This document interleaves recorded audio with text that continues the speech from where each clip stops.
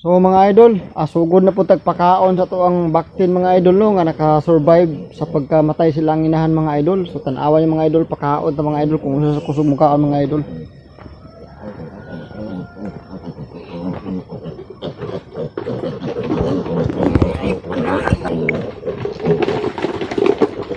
So, mga idol oh.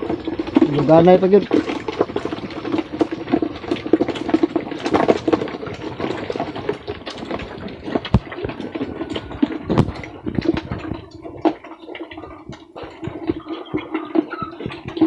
So grabe may lugar na yung mga idol, kusog kay mga on.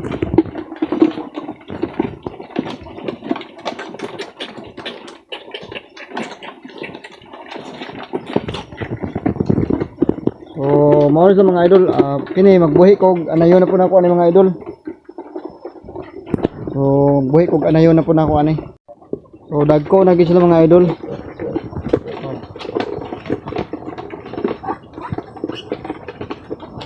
So napay pato mga idol.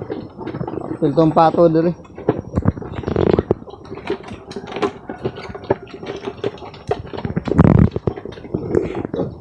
Kining bakterya na mga idol, namatay ilang inahan ani mga idol pagpanganak sa ilaha mga idol. So hantod nga gibuhi na ako sa mga idol, gigatas, pulaw. Pulaw jud kay mga idol pero maka-survive ra gid mga idol.